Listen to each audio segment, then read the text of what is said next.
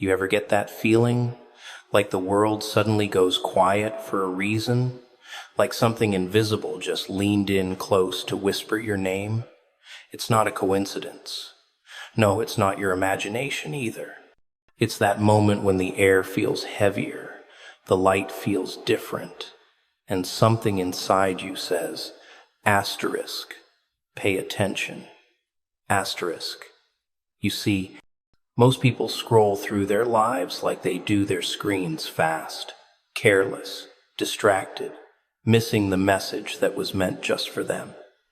But sometimes the message doesn't come through signs or symbols. Sometimes it hits straight through your chest like a jolt. It's not loud, but it's undeniable. It's that thought that won't leave your mind, that pull that won't let you rest. It's a direct message delivered in silence, wrapped in timing, meant only for you. Funny how people always expect the truth to come dressed in thunder and lightning. They want it loud, dramatic, impossible to miss. But that's not how real messages arrive. No, the most important ones, those life-shifting, soul-cracking whispers, show up quiet, subtle. They slip into your mind like a shadow in an empty room. You don't even realize it's there until it starts rearranging the furniture inside your head. It doesn't shout, it doesn't demand, it just sits there, waiting for you to notice. Because some messages don't need to be spoken, they're felt. They crawl under your skin, and suddenly, everything around you starts to look different. You ever wonder why certain moments hit you harder than others? Why a stranger's words echo longer than a friend's comfort? Why a random thought at 3 a.m. feels more real than anything anyone's told you in months? That's the thing, messages don't always use sound. Sometimes they use timing. A word, a song, a silence, a loss, it all lines up too perfectly to be random. You call it coincidence because it's easier than admitting something bigger is talking to you. Because if you admit that, you have to face the fact that maybe you were never in control in the first place, and maybe that's what scares people the most. The idea that there's a voice beyond logic, one that speaks in patterns and pauses instead of words. You can't mute it, can't block it, can't scroll past it. It doesn't need permission to reach you. It shows up when it decides you're ready to listen. And here's the catch, you don't get to choose the form it takes. Sometimes it's wrapped in beauty, sometimes in chaos. Sometimes it arrives through love, other times through heartbreak. But it always delivers what you times need, asterisk, not what you times want times. Think about it. How many times did life warn you before the fall? You felt it, didn't you? That uneasy feeling you brushed off, the sudden change in energy you ignored, the small voice that said, something's not right. But you silenced it because you didn't want to face what it meant. You wanted proof, logic, a reason to believe what you already knew deep down. That's the irony. You asked for a sign while standing in the middle of one. The message was there all along. You just didn't like its tone. People think the universe, or whatever they believe in, communicates in grand gestures. Burning bushes, booming skies, miraculous rescues. But the truth is, it's much simpler, much quieter. It speaks through your thoughts, your emotions, your patterns, through the people who enter and leave your life at exactly the right or wrong moment, through that random memory that resurfaces for no reason.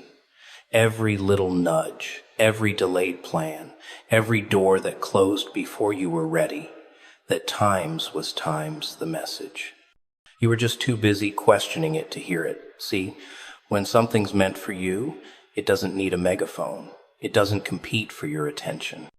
It just keeps showing up, over and over, in different disguises, until you stop pretending you don't understand. Because deep down, you always do. The real problem isn't hearing the message, it's accepting it. Because once you do, there's no going back. You can't unhear it, can't unsee it, can't go back to the comfort of not knowing. And maybe that's why most people would rather stay deaf to it. Because listening means changing. Listening means letting go. Listening means trusting something you can't explain. And when you finally do listen, when you stop resisting the pull, everything starts aligning in ways you can't explain. People show up at the right time. Doors open that shouldn't. Obstacles disappear like they were never real. That's how you know you've received the message. It doesn't make life easier, but it makes everything times make sense. Asterisk.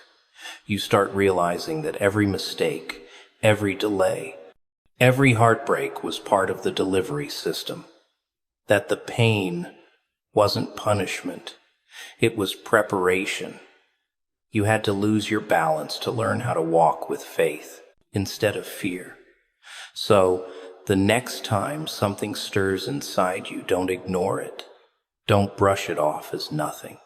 That thought that keeps returning, that feeling that won't go away, that strange coincidence that repeats, it's not random. It's not madness. It's a message. It's life tapping on your shoulder saying, asterisk, wake up. This part matters. Asterisk, because some messages don't arrive in words, they arrive in realization. And the moment you finally understand, you'll look back and realize it wasn't silence speaking to you after all. It was direction, disguised as quiet. You ever notice how timing works like a trickster? How something can seem meaningless one day, and the next, it hits with the weight of 100 storms. People think messages come neatly, in order, with neon signs and arrows pointing the way. But real messages, they don't follow logic. They hide in the cracks, in the pauses, in the spaces where you least expect them. They wait for the right moment, and when that moment comes, it doesn't warn you. It just arrives, and suddenly everything you ignored before starts making sense.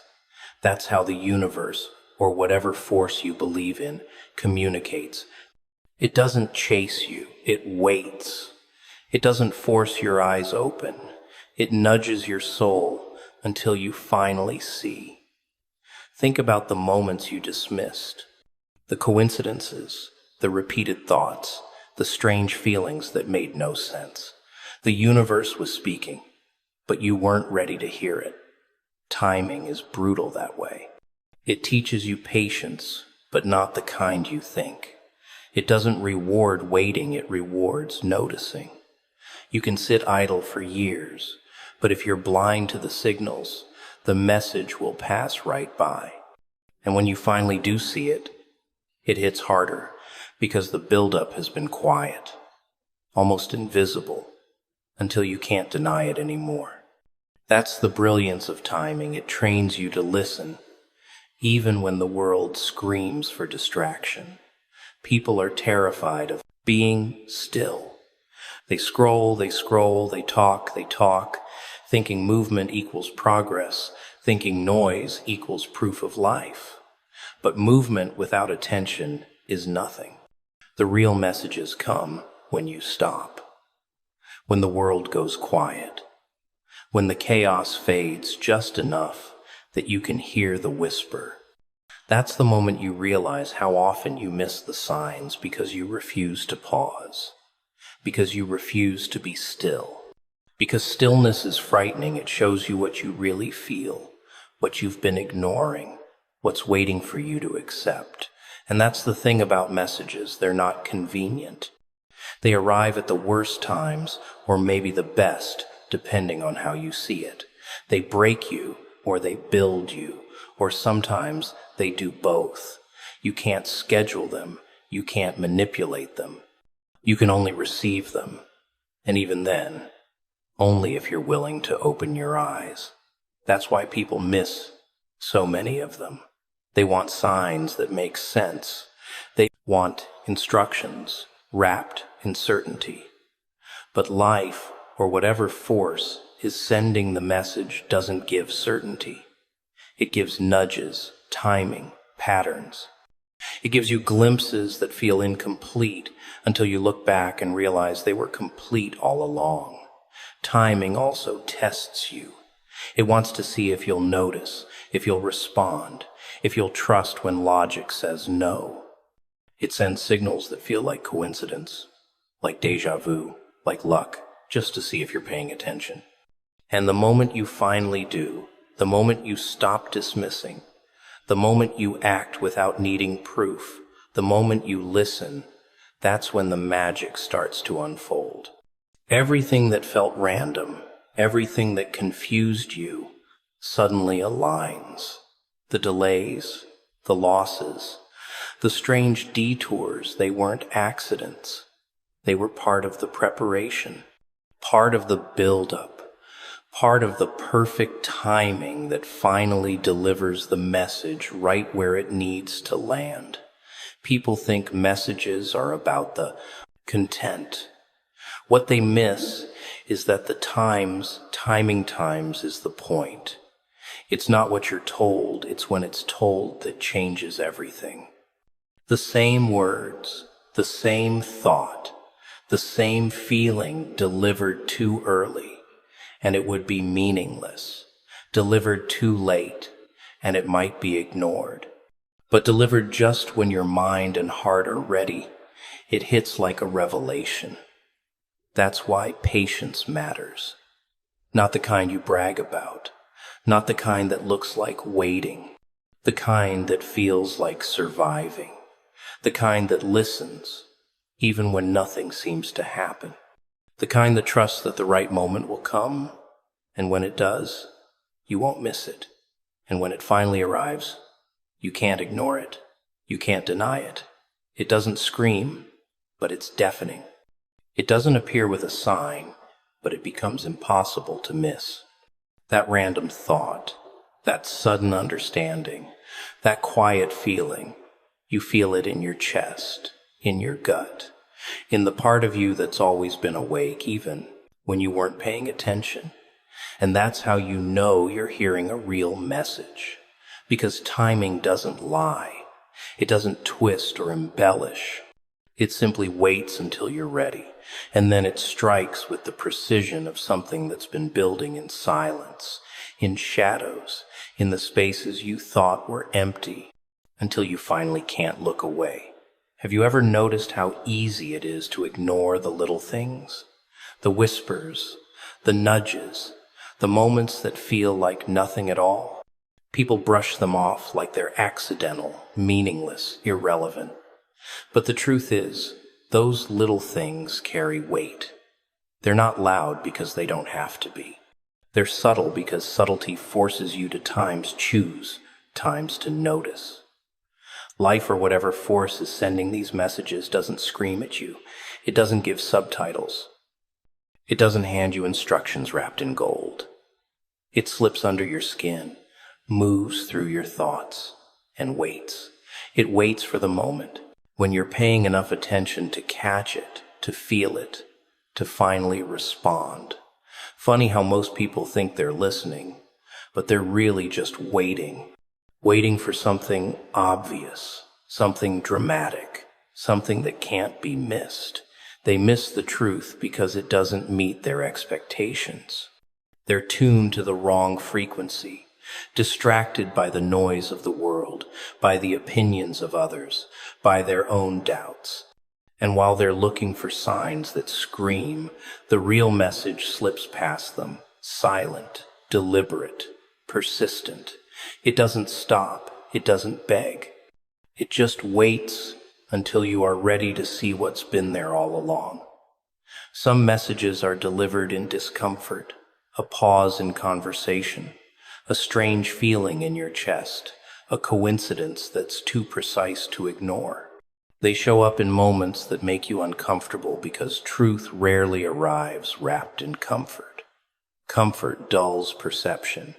Pain sharpens it. Confusion forces clarity. When the message arrives disguised as chaos, it demands that you pay attention. It refuses to be passed over. And the longer you ignore it, the more persistent it becomes, because it knows that you have to learn the lesson of noticing before you can understand. And this is the cruel brilliance of these messages. They don't explain themselves until the timing is perfect. They show up incomplete, fragmented, like a puzzle with missing pieces. You look at them and think, asterisk, this makes no sense. Asterisk, asterisk, this doesn't belong. Asterisk, asterisk, this can't be for me. Asterisk. But patience is the filter. Only those who stay present, only those who pay attention, only those who resist the urge to dismiss will eventually see the picture whole. That's how the universe, or whatever, is guiding you, trains you. It tests your focus, your perception, your ability to trust what isn't yet obvious. People are afraid of noticing. They're afraid of what the message might demand, what it might change, what it might expose. They want clarity without risk, understanding without effort. But real messages are dangerous in the right way. They disturb your routine, challenge your comfort, push you to act when you would rather stay still. And when you finally listen, when you finally acknowledge it, that's when everything begins to shift. The obstacles, the delays, the doubts, they begin to align because attention has been paid. The ignored whispers become guidance. The nudges become direction. The coincidences become a map. The interesting part is that once you start noticing, you can't stop. The subtlety becomes addictive. You begin to see patterns in everything. The timing of events, the people who enter and leave, the thoughts that recur. You begin to understand that nothing is random, that the small, seemingly meaningless details were all part of a design waiting for your awareness. And suddenly, life doesn't feel chaotic anymore, it feels deliberate. Even the pain, the setbacks, the disappointments, they all make sense when you understand the messages hidden in them. You start trusting what you can't yet see, relying on what you can't yet explain.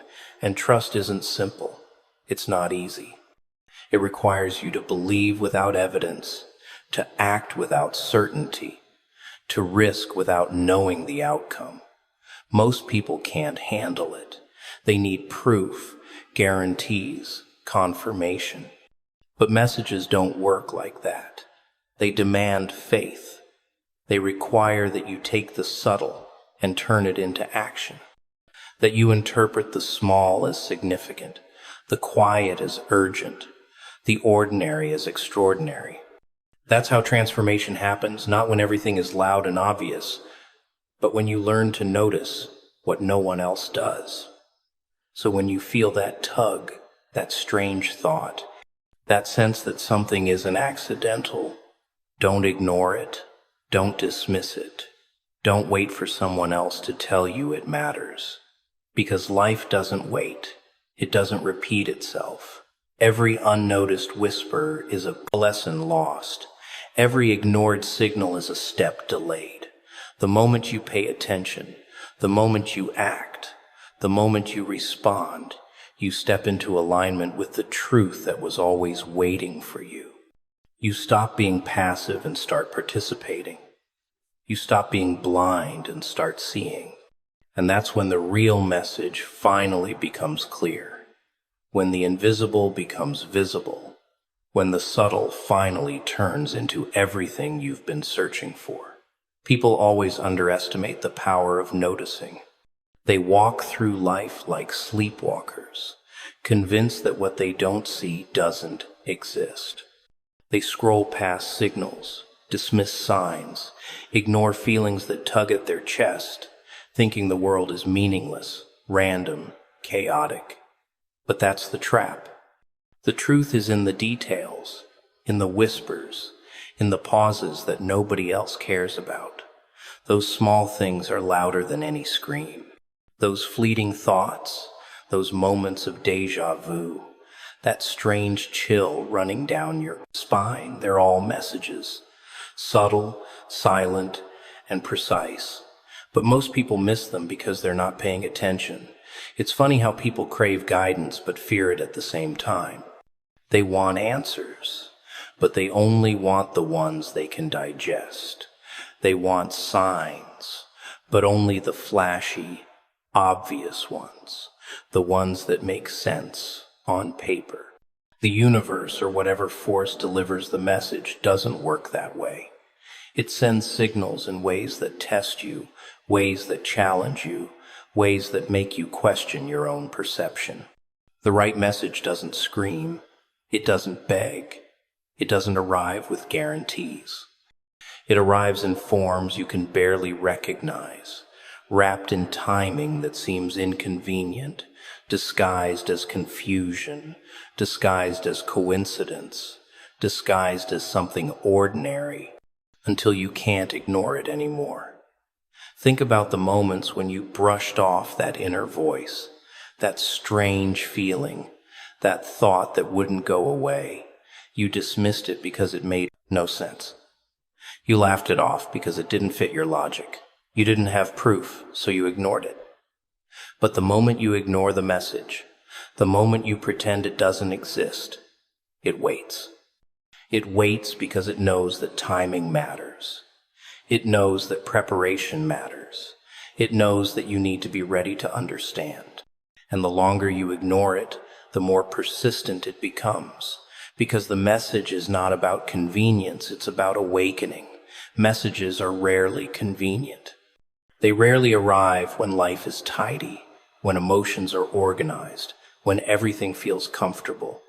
They come when you're stretched, when you're questioning, when the world feels unsteady. And that's intentional. Comfort dulls perception. Pressure sharpens it. Pain forces clarity. Confusion demands focus. When the message arrives disguised as chaos, it's testing you.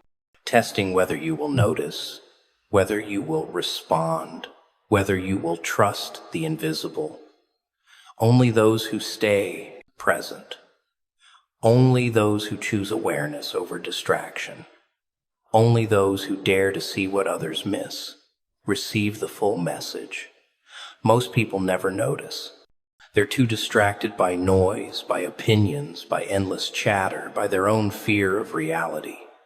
They want magic without work, guidance without attention, signs without commitment. But life doesn't operate on their schedule. It doesn't bend to their comfort. It doesn't wait for them to feel ready. The messages are always there, persistent, deliberate, weaving through moments, people, experiences, coincidences, until you finally see the pattern. And when you do, everything begins to make sense. The delays, the obstacles, the heartbreaks, they were never meaningless. They were preparation, a series of small signals, shaping you for what's coming next. The moment you start noticing, you can't go back. Awareness is addictive, relentless, transformative. Suddenly, you see patterns everywhere, alignments where before there was only chaos. People, events, decisions, they're all part of a larger design, one that has been waiting for your attention.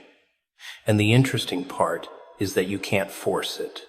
You can't make it obvious. You can't demand clarity. You can only pay attention, and in that attention, the message emerges. It doesn't shout. It doesn't force. It doesn't compromise. It simply waits for you to be ready. And when you finally are, it strikes with precision. And the truth is that listening requires more than noticing. It requires action. It requires trust. It requires risk. You don't get the message by sitting idly.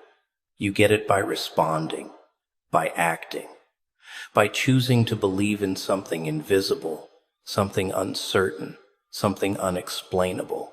That's the challenge. And that's why most people fail. They want the guidance but refuse the responsibility, the intervention, the courage to follow where the unseen leads. But those who do listen, those who act, those who trust, they step into alignment. They step into clarity. They step into the flow of something greater, something precise, something that has been moving quietly, deliberately, patiently, all along. So when that feeling rises in your chest, when that thought won't leave your mind, when that coincidence happens again in a way that feels deliberate, don't ignore it. Don't brush it off. Don't wait for someone else to validate it. Because the world doesn't hand out clarity in neat packages. The messages are subtle, persistent, silent. And the moment you finally notice, the moment you act, the moment you respond, you step into the current that has been waiting for you. You stop being passive. You stop being blind. And suddenly, what was invisible all along becomes unavoidable. People always act like messages are obvious, like they should arrive wrapped in neon lights with a drum roll announcing their importance. But that's not how it works.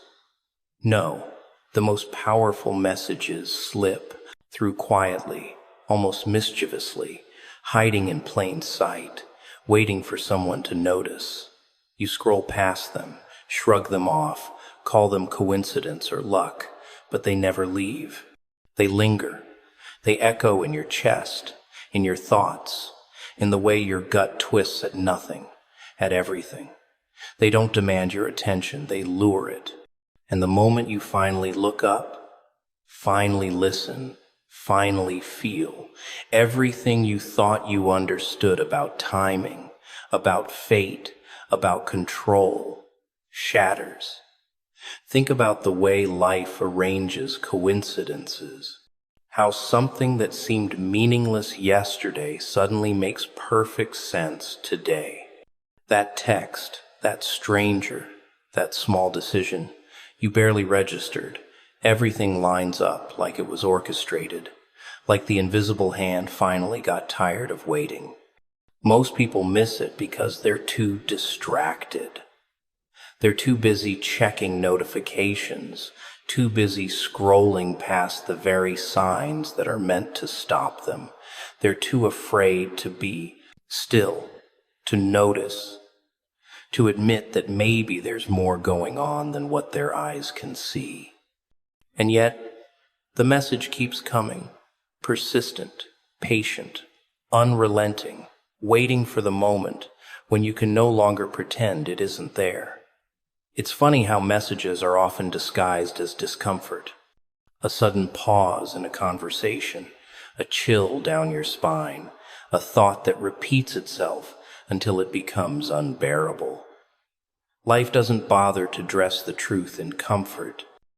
It wraps it in unease, in tension, in patterns that demand attention. People ignore it, rationalize it, push it away, because truth rarely comes in a convenient package. And the longer you ignore it, the more insistent it becomes. The whispers grow louder in the silence, the nudges sharper in the pauses, the coincidences undeniable. Because messages, real messages, aren't flexible. They don't negotiate. They are precise, deliberate, and they are not meant to be missed. People say timing is everything. They don't realize that timing isn't just about luck or opportunity. Timing is preparation. Timing is the way the universe tests your awareness, your focus, your ability to see the invisible. Messages don't arrive when you feel ready. They arrive when you've been prepared, when the cracks in your life have made you susceptible, when the chaos has sharpened your perception enough to understand. That's why the ones who notice are few. Most people are too impatient, too distracted, too unwilling to wait for subtlety. They want the message packaged, labeled, explained. But subtlety isn't optional. It's essential. It filters out the unready. leaving only those who are paying attention, only those who are willing to act when clarity finally arrives. And notice this, the moment you finally pay attention, it changes everything. You start seeing patterns where you thought there was randomness. You begin understanding the hidden meaning behind delays, the lessons inside setbacks, the signs that were always there but ignored. You realize that nothing is coincidental, that every person, every event, every strange thought was part of a design meant for you to notice when you were ready. And suddenly, life isn't chaotic anymore. It feels deliberate, purposeful, orchestrated. Pain, disappointment, confusion, all of it begins to make sense because it was never meaningless. It was the message preparing you, nudging you, forcing you awake. But here's the tricky part. Messages aren't just to be noticed. They demand action. They require that you move when logic says stay, that you trust when doubt screams, that you risk when safety whispers. That's why most people never get the full impact of the message. They see it, maybe, but they don't respond. They wait for confirmation, for explanation, for validation from someone else. But the truth doesn't wait for approval. The message exists whether you notice or not, whether you act or not. And the ones who succeed, who transform, who rise, they are the ones who finally listen and respond, without hesitation, without excuses, without fear. And when you do respond, when you finally open your eyes, finally trust your instincts, finally act on what you feel, everything starts to align. Obstacles fall away. Delays make sense. Doors open that were invisible before.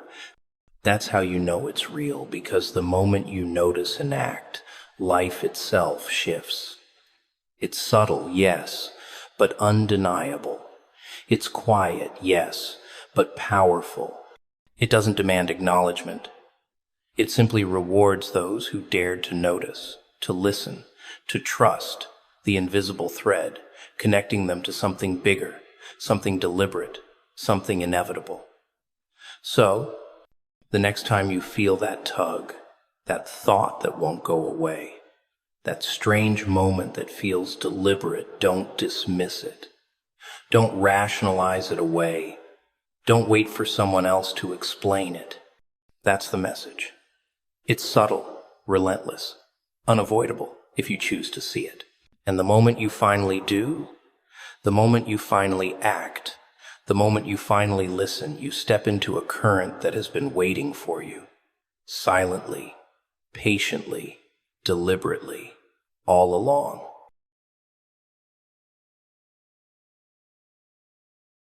Funny, isn't it? How people cling to walls and windows as if bricks could protect them from life's little surprises. They call it a home, a sanctuary, a place where the world can't reach them. But life has a habit of knocking anyway, sometimes softly, sometimes like a wrecking ball. And right now, someone out there is pounding on your door in a way you never expected. Not with fists, but with consequences, with truth, with a reality you can't ignore. You see, when everything feels comfortable, people forget how fragile it all is. They forget that security is an illusion, that stability is just a story they tell themselves so they can sleep at night. But you're standing on the edge of something tighter, sharper, more dangerous. You can feel it, can't you? That slow tightening in your chest. That whisper that says something precious is slipping right through your fingers. Chosen one, you're about to lose your home, not because you're weak, not because you failed, but because life decided you needed a shove, not a warning. People cling to comfort like it's some sacred treasure, like the soft pillow of predictable days, and the familiar walls of routine can save them from the storm, waiting outside. They hold it tight, afraid to move, afraid to push, afraid to step into anything that demands more than ease. Comfort becomes their shield, their excuse, their quiet little prison. They love it because nothing inside it hurts. Nothing inside it challenges them. Nothing inside it forces them to grow. But what they never understand is that comfort is the very thing that keeps them small, slow, untested. It numbs them. It blinds them. It convinces them that safety is the same as strength. And then life, in its charmingly twisted manner, decides it's had enough of watching people sleepwalk through their own existence. It reaches over, grabs that comfortable little world, and shakes it until all the weak pieces fall right off. It doesn't ask permission. It doesn't give warnings. It doesn't wait for you to be ready. It just collapses. Everything you've been leaning on, so you have no choice but to stand on your own feet, not on the cushions you built around yourself. And the collapse feels cruel, terrifying, unfair. But that's the point. That's the design. Because as long as you're wrapped in comfort, your strength never has a reason to show itself. People think strength is something you magically wake up with. They think resilience is inherited, that courage appears when it's convenient. But strength doesn't show up in warm rooms or during easy days. Strength arrives when the world presses its fingers around your throat and whispers, "Now what?" Strength rises when your comfort cracks, when everything familiar crumbles, when you're left staring at the wreckage of the life you thought would last. Only in those moments do you meet the version of yourself that isn't made of softness or excuses, but of fire, instinct, grit. And there is something beautifully unsettling about that moment when comfort dies. It's quiet at first. You feel the shift. You sense the instability. A job falls apart. A home threatens to slip away. A relationship fractures. A plan disintegrates. And suddenly you're standing in the middle of your life with nothing soft to land on. No backup. No certainty. No familiar pattern to hide behind. People panic because they think they're being punished. They think they've lost everything. They mistake the collapse for destruction, never realizing it's actually extraction, pulling out the weaker parts of them so the stronger parts can breathe. Strength has no space to awaken inside a cushioned life. As long as you're comfortable, you're stagnant. As long as everything is easy, you don't adapt, you don't sharpen, you don't evolve. So life uses collapse as a teacher, stripping away the illusions you built to protect yourself from discomfort. It pushes you into situations where you have to make decisions with shaking hands, where you have to confront fears you've hidden for years, where you have to rise without the safety net you always depended on. And in that exact space, the one where everything inside you screams that you're not ready, you discover that you always were. It's almost amusing how people underestimate themselves until life forces them to stop pretending. They say, "I can't handle this," until they're thrown into situations that demand strength. And suddenly, they're doing things they never believed they could. They say, "I'm not built for this," until the collapse leaves them no option but to build themselves again from the ground up. They say, "I'm not strong enough," until strength becomes the only way forward. Comfort never teaches you that. Comfort lies. Comfort tells you you're fragile, but collapse exposes you. It shows you how much force you've been carrying inside, hidden under years of softness and fear. And maybe that's why life takes your comfort right when you feel most attached to it. Not to torture you, not to break you, but to peel away the layers of numbness you've mistaken for peace. to show you that you are not the weak, dependent thing. Comfort convinced you you were. You are something harder, sharper, more capable, but you won't see it until the walls fall, until the floor cracks, until the routine you worshipped crumbles beneath your feet. Only then do you realize that comfort wasn't security, it was sedation. People spend their lives praying for ease, for smooth paths, for quiet days. But if they understood what comfort steals from them, they'd stop begging for softness. They'd realize that every meaningful, powerful version of themselves was born in the middle of a collapse. The strength that carries you forward, the will that refuses to break, the courage that rises when everything else falls apart. Those things only appear when you have nothing left to hide behind. When comfort dissolves, strength steps into the spotlight because it finally has room to breathe. So comfort collapses not because life hates you, not because fate is cruel, but because the universe sees the version of you that you refuse to believe in. It sees the warrior underneath the worrier. It sees the fighter underneath the fear. It sees the potential buried under your need for safety. And to bring that version out, to make it real, it removes the comfort you cling to so desperately. In the end, comfort keeps you still, but collapse pushes you forward. Comfort makes you quiet, but collapse forces you to speak. Comfort hides your strength, but collapse drags it out into the light, where everyone, including you, can finally see it. People have this strange, fragile belief that a home is made of walls and windows, that as long as a roof sits above their head, their life is intact, their identity protected, their strength preserved. They treat those walls like armor, like they're the only thing standing between them and the chaos outside. They forget something important: those walls can fall. They can be taken. They can be ripped away by life in one sudden merciless twist. And when that happens, most people think it's over.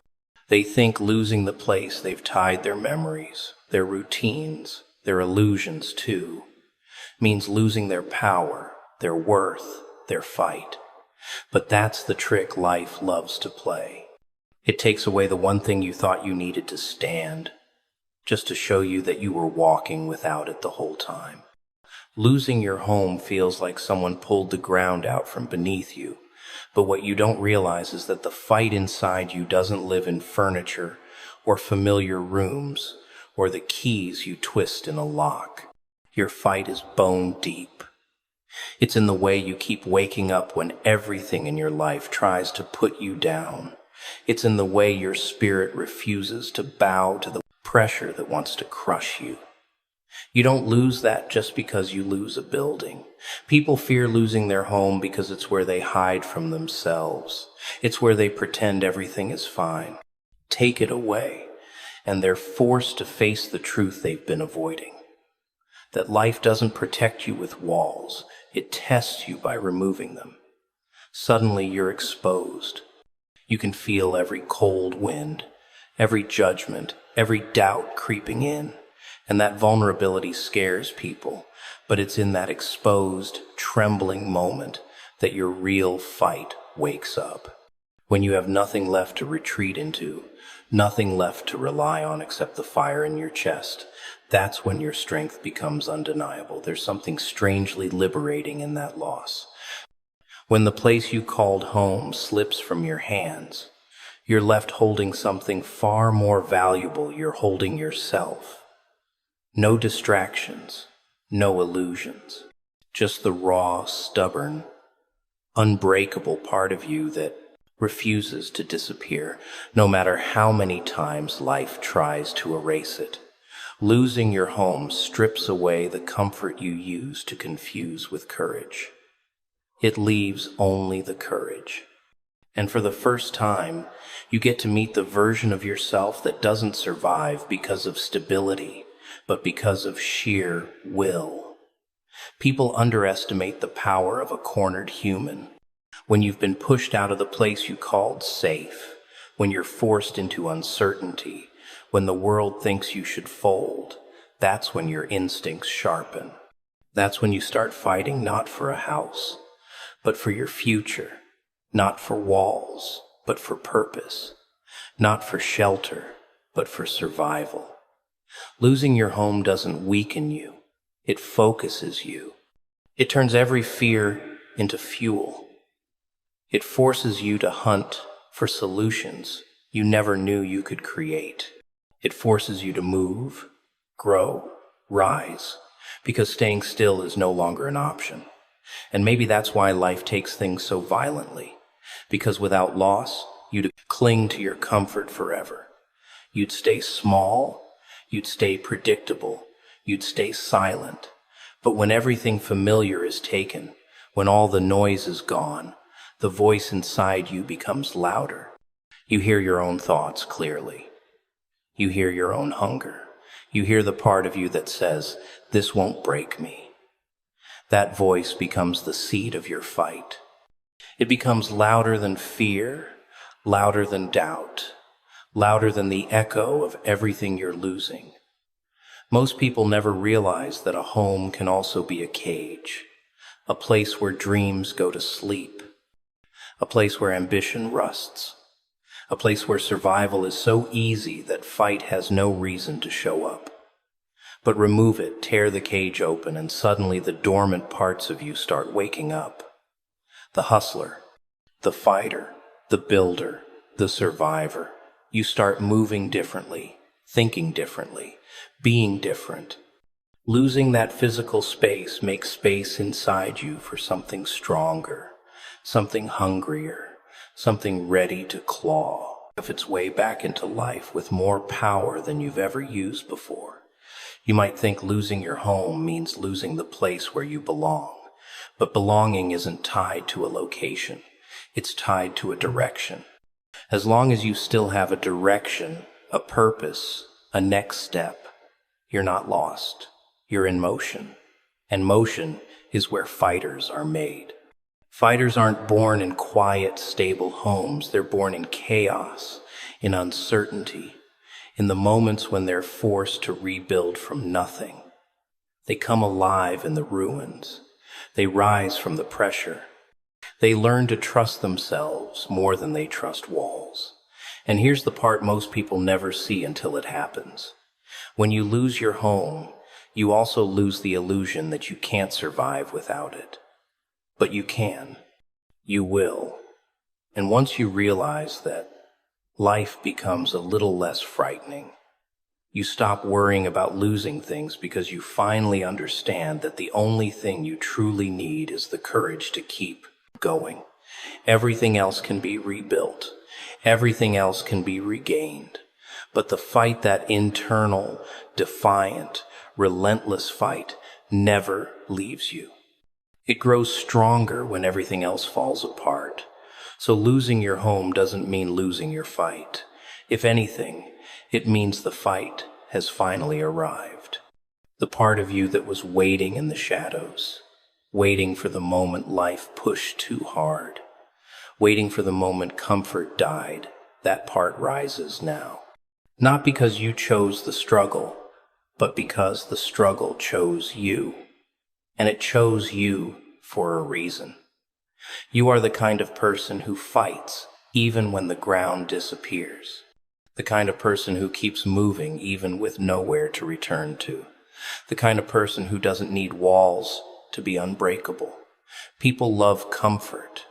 They wrap themselves in it like a blanket, convinced it protects them, convinces them everything is fine, keeps them from feeling the sharp edges of life. Comfort is warm, predictable, quiet.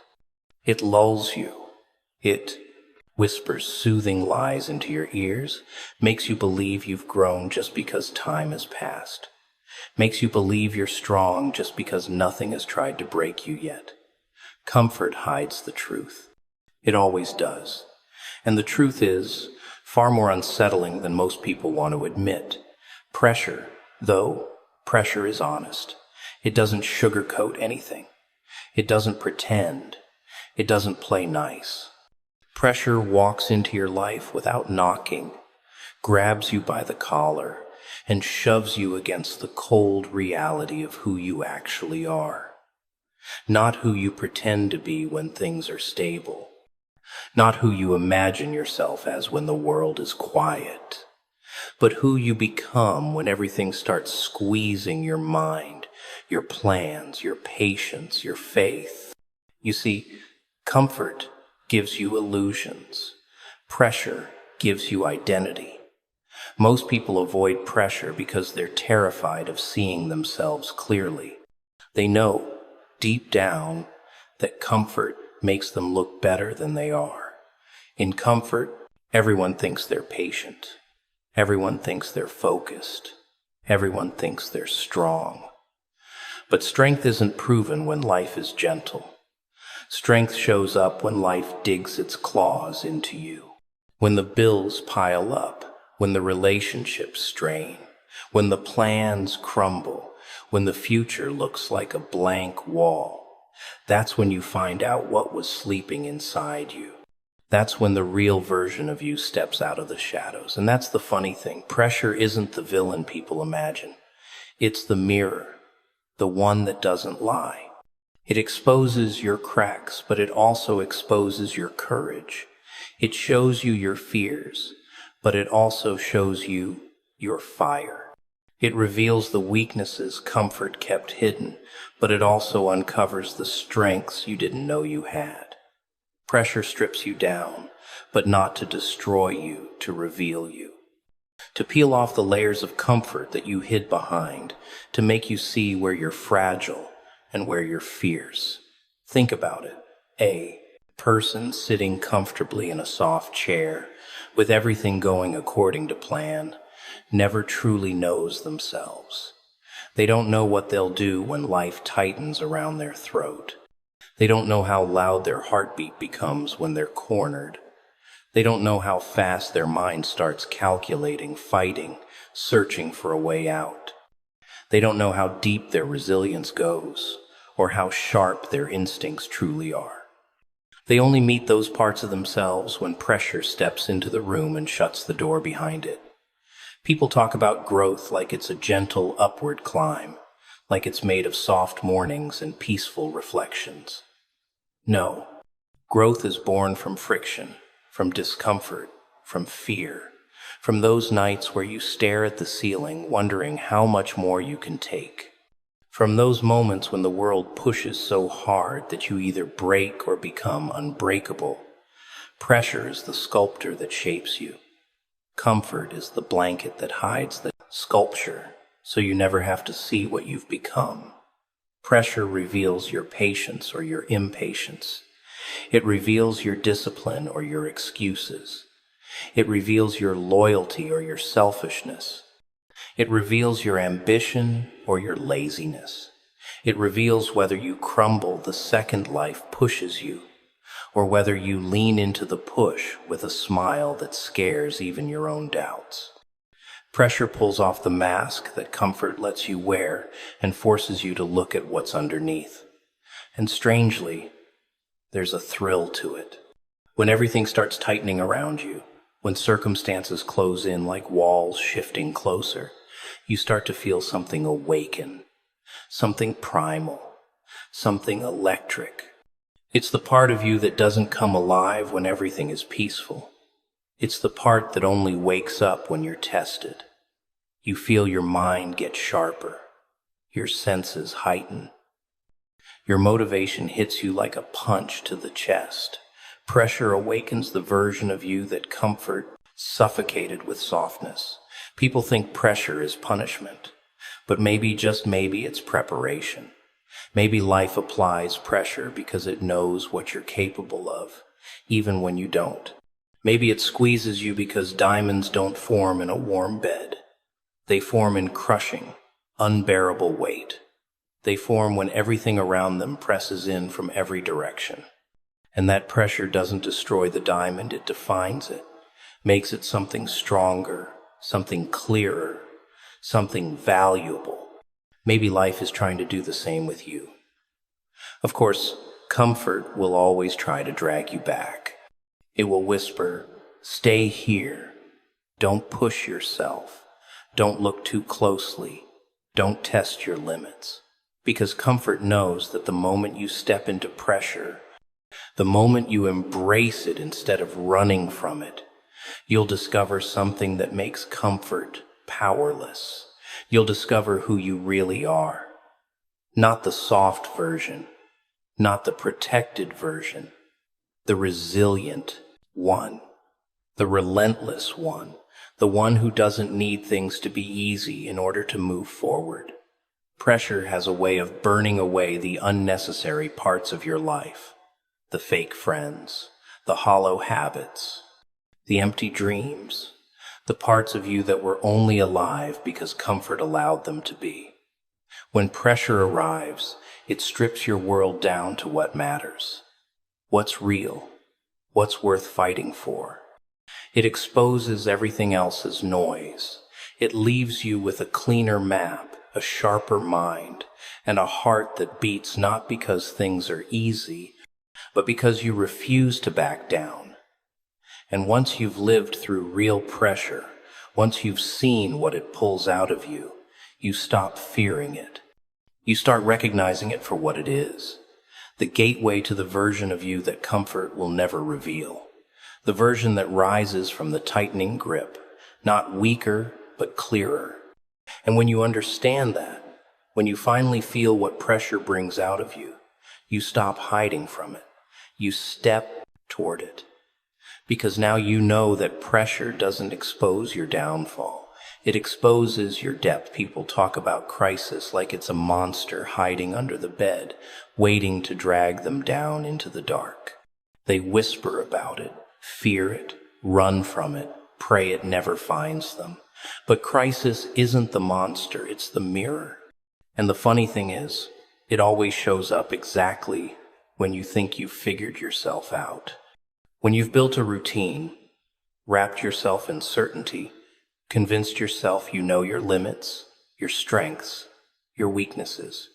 Then suddenly, without warning, life flips the switch and tosses you into a pit you never planned for. And that's when the real version of you steps forward, the one you never see when life is gentle. Because in calm times, anyone can pretend to be strong.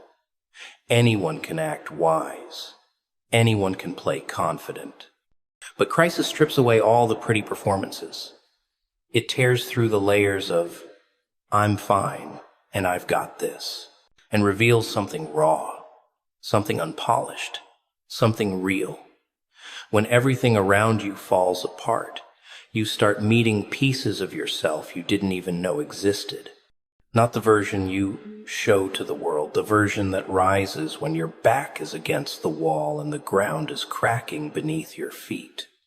You see, crisis has a way of shutting down the fake parts of you. The polite part, the soft part, the part that needs everything to make sense before it moves. Crisis doesn't care about your schedule or your comfort zone. It throws you into the fire because it knows that only the fire shows what's actually inside you, not who you wish you were, who you are. And the truth is, most people are stronger in crisis than they ever are in comfort. Not because they suddenly gain power, but because crisis forces them to stop sleeping on themselves. Imagine someone walking through life thinking they're fragile, delicate. Then one day something cracks, a job loss, a betrayal, a financial blow, a threat to the place they call home. Suddenly their mind wakes up like someone shook them violently. They start hustling in ways they'd never tried before. They start making decisions with a clarity they didn't know they had. Their instincts sharpen, their focus intensifies. They discover a version of themselves that doesn't panic, it plans. Doesn't surrender, it adapts. Doesn't break, it rebuilds. Crisis reveals this version because crisis doesn't accept excuses. People often say, "I can't handle this," until they're forced to handle it. They say, "I'm not strong enough," until something threatens everything they care about. It's almost poetic, how crisis pulls strength from places you didn't know existed, how it summons courage from the corners of your soul you thought were empty. Crisis doesn't just expose pain, it exposes power.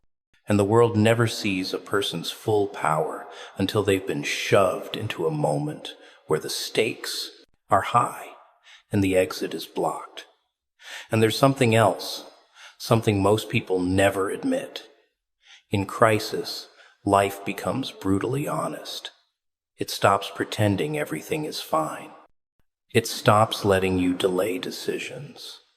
It stops allowing you to hide behind distractions.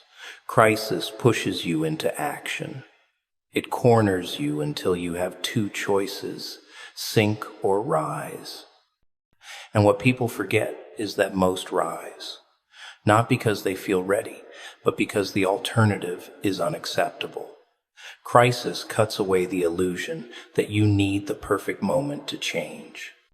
It forces transformation right now. Look closely at any person who has truly grown, truly evolved, truly hardened into someone unshakable. There's always a story behind them, a moment where the world tried to crush them. And instead of folding, they transformed, not gracefully, not beautifully, but fiercely. Crisis did that. Crisis carved their spine. Crisis sharpened their mind. Crisis taught them to stand in the chaos without trembling. It built the version of them that could handle storms, because they were born in one. People wonder why they don't discover their purpose while everything is comfortable, because comfort never demands it. Comfort lets you hide from your potential. Crisis drags you straight into it. When everything is falling apart, suddenly your priorities rearrange themselves. Suddenly your vision gets clearer. Suddenly the noise fades, and only what matters remains. And in that stripped down, pressure-filled state, the version of you that was meant to lead, meant to fight, meant to endure steps out of hiding. There's a strange beauty in watching someone who's been pushed to their breaking point, because right at the edge of breaking, something else happens. They stop caring about opinions. They stop waiting for permission. They stop doubting themselves. Crisis burns away hesitation like fire burns away dead wood. What emerges afterward isn't a weaker version, it's a cleaner one. Sharper, leaner, more awake. The version built not for applause, but for survival. Not for comfort, but for impact. And maybe that's why crisis is never really the enemy. It feels cruel, but it reveals truth. It feels destructive, but it shapes destiny. Crisis doesn't come to show you how weak you are, it comes to show you why you haven't broken yet. It comes to remind you that inside you there is a version that doesn't flinch, doesn't fold, doesn't fear the storm. A version that rises not because life is kind, but because you've been forged in moments when life wasn't. And once you meet that version of yourself, the one awakened by crisis, you never forget them. They become the voice inside you that whispers during the next storm, "You've survived worse." They become the part of you that stands a little taller, breathes a little deeper, moves a little faster. They become the proof that no matter how messy life gets, there is always a version of you built to rise from.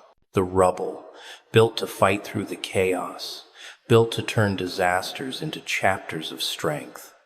And the moment you realize that version exists is the moment crisis loses its power to terrify you.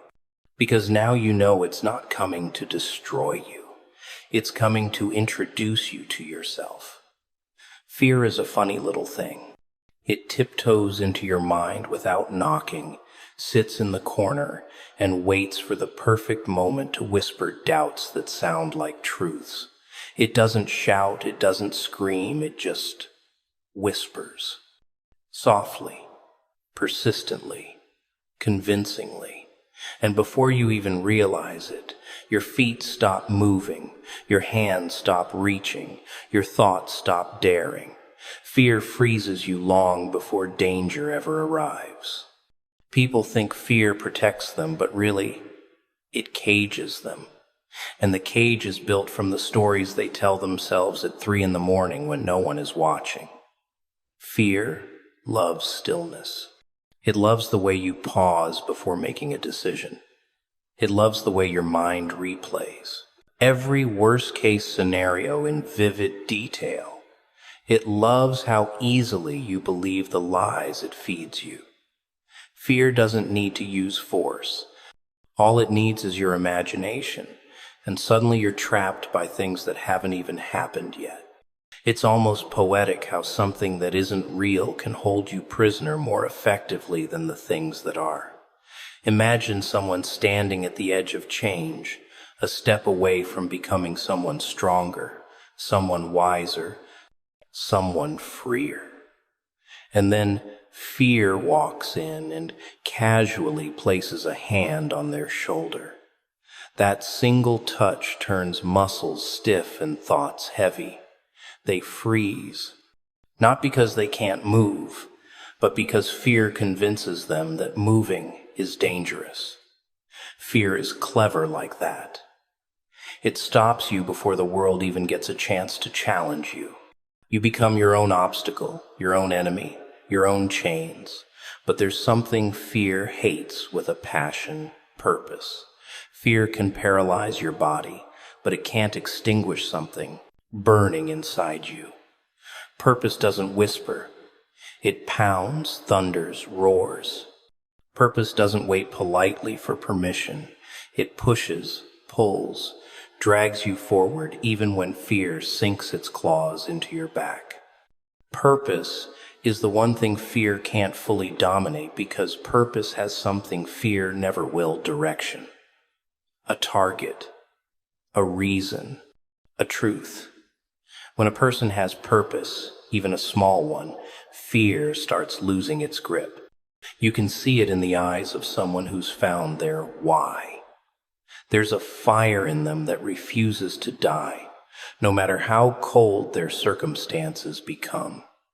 They still shake, they still doubt, they still feel the shadows creeping in. But they move anyway. And that's what fear can't stand: movement. Fear thrives when you sit still, but purpose thrives when you take even the smallest step forward. Picture someone whose world is falling apart. Fear tells them, stay down. But purpose whispers something different. It says, get up. Not because you're ready, not because it's easy, but because staying down isn't who you are meant to be. Purpose doesn't care about your comfort. It cares about your becoming. Fear wants to freeze you. Purpose wants to free you. And every time you choose purpose over fear, you steal a little of fear's power. People often say they don't know their purpose,